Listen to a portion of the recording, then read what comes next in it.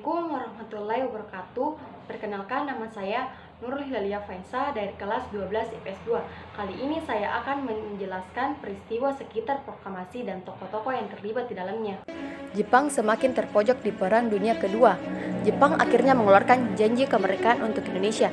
Janji tersebut sengaja dikeluarkan oleh Jepang untuk meredam keinginan bangsa Indonesia untuk merdeka. Tapi janji kemerdekaan yang dikeluarkan Jepang pada saat itu bukan janji mereka yang pertama.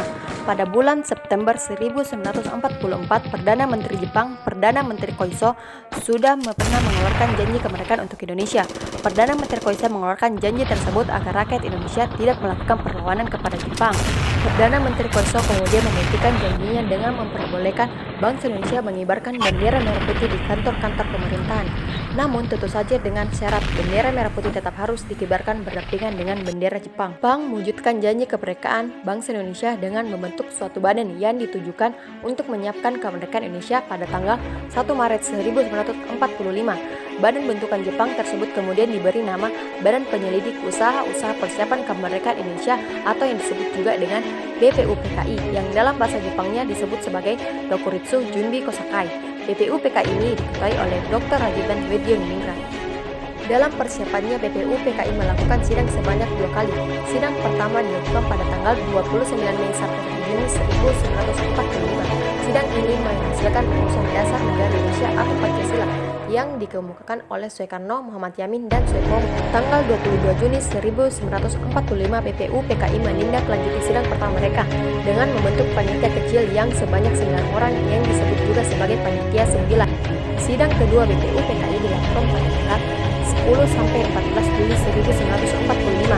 Sidang ini menghasilkan rumusan Undang-Undang Dasar lengkap dengan pembukaannya. Setelah Jepang mengibarkan BPUPKI, Jepang kemudian membentuk Panitia Persiapan Kemerdekaan Indonesia yang disebut juga dengan PPKI atau yang dalam bahasa Jepangnya sebagai Dokutsu Junbi Insakai. Pada tanggal 7 Agustus 1945, PPKI ini memiliki 21 anggota dan diketuai oleh Soekarno. Tugas PPKI pada saat itu adalah melakukan tugas BPUPKI. Jepang kemudian memanggil Soekarno, Hatta, dan Harriman untuk pergi ke Dalat di Saigon, Vietnam. Saigon ini merupakan pusat tentang Jepang untuk wilayah Asia Tenggara. Pada tanggal 12 Agustus 1945, Jenderal Terauchi mengucapkan selamat pada Soekarno dan Hatta sebagai ketua dan wakil ketua PPKI. Jenderal Terauchi juga menegaskan kalau Jepang akan memberikan kemerdekaan untuk Indonesia. Di balik semua janji Jepang tersebut, Jepang berusaha menunjukkan fakta kalau mereka sudah resmi menyerah pada pihak eksekutif pada tanggal 14 Agustus 1945. Maka Indonesia tidak mengetahui informasi penting ini karena semua alat komunikasi Indonesia dikuasai oleh Jepang. Para golongan muda berhasil mengetahui informasi mengenai kekalahan Jepang ini. Para pemuda seperti Amir Syarifuddin dan Sultan Syahrir berpendapat kalau kekalahan Jepang ini merupakan kesempatan besar Indonesia untuk mempercepat kemerdekaan. Syahrir sebagai perwakilan golongan muda langsung menemui Soekarno dan Muhammad Hatta untuk mendesak mereka segera memproklamasikan kemerdekaan Indonesia. Namun, ternyata Soekarno dan Hatta menolak karena mereka ingin mengecek kebenaran informasi kekalahan Jepang terlebih dahulu. Selain itu, mereka berpendapat kalau proklamasi kemerdekaan Indonesia harus dibicarakan dulu dengan PPKI. Golongan muda tetap bersikeras memaksa Soekarno dan Hatta untuk memproklamasikan kemerdekaan Indonesia selambat-lambatnya tanggal 16 Agustus 1945. Golongan muda yang dipimpin oleh Wikana, Soekarni, dan Darwis pergi ke rumah Soekarno di Jalan Pegangsaan Timur nomor 56. Namun ternyata Soekarno justru marah besar pada mereka. Sambil menunjukkan lehernya, Soekarno mengatakan, "Ini, menurutlah leherku. Saudara boleh membunuh saya sekarang juga. Saya tidak bisa melepas tanggung jawab saya sebagai ketua PPKI. Karena itu akan saya tanyakan kepada wakil-wakil PPKI besok." Karena perbedaan pendapat antara golongan tua dan golongan muda ini, maka golongan muda sepakat untuk menculik Soekarno dan Hatta ke luar kota. Tujuan rencana penculikan ini adalah untuk menjauhkan Soekarno dan Hatta dari pengaruh Jepang dan mempercepat proklamasi kemerdekaan Indonesia. Golongan muda pada saat itu memilih Rengas Dengklok, Karawang sebagai tempat penculikan tersebut. Mereka memilih tempat tersebut karena tempat itu berada tidak jauh dari Jakarta dan keamanannya juga terjamin oleh tentara peta. Soekarno pun setuju dengan syarat.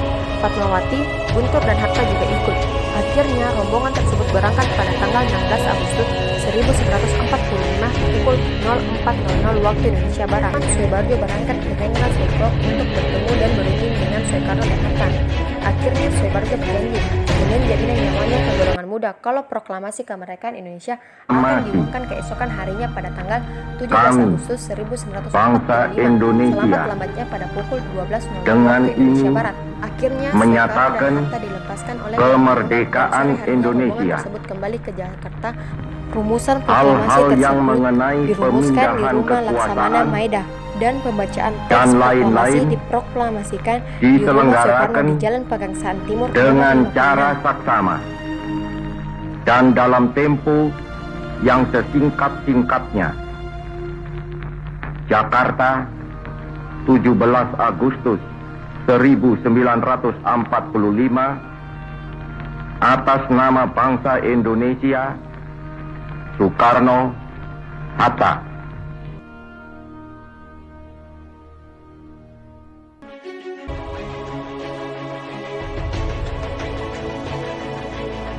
Insinyur Soekarno.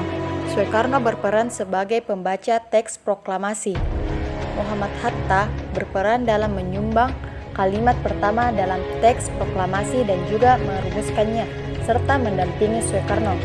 Ahmad Subarjo berperan penting yaitu menengahi konflik antara golongan tua dan golongan muda.